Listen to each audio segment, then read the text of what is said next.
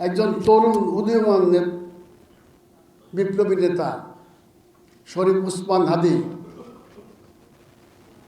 তার কি অপরাধ? সে রিক্সায় চড়ে চড়ে মানুষের কাছে ভোট চাইতেছিল, তাকে দিনে দুপুরে মেরে ফেলাইলো। আমরা চেয়েছি, দেখলাম, খালি বক্তৃতায় শুনলাম, ঘাতকরা চলে গেল, এর মধ্যে তো গ্রেপ্তার করতে পারে নাই।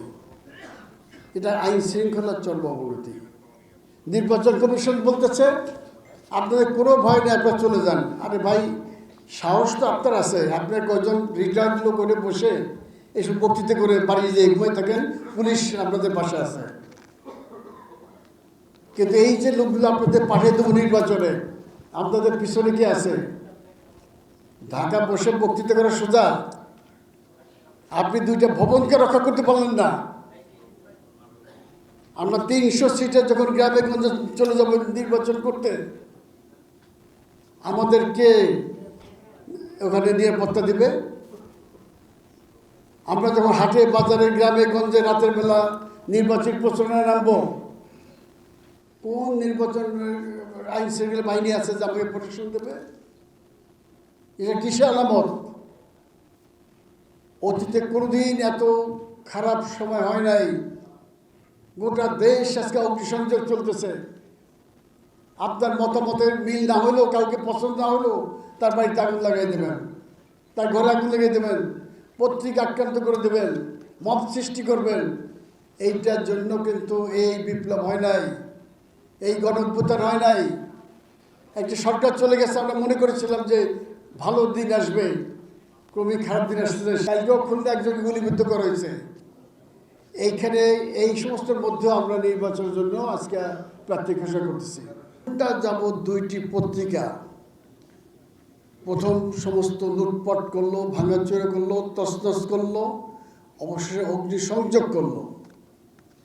একজন পুলিশকে ডেকে পাওয়া গেল না, আইন শৃঙ্খলার কাউ আসলো না।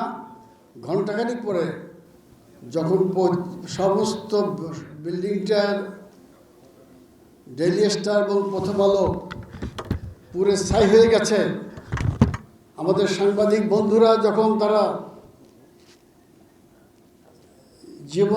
জীবন বিপন্ন করে ছাদে উঠে গেছেন, বাঁচার জন্য আকুতি করছেন, চিৎকার করতেছেন, প্রত্যেকের কাছে তারা সাহায্য চাইতেছেন। কারণ সাংবাদিকরা সবাই টেলিফোন নাম্বার জানেন। প্রধান উপদেষ্টা থেকে শুরু করে প্রত্যেকটা উপদেষ্টার সাথে নুরুল কবির সাহেব ফোন করেছেন। সাংবাদিকদের নেতা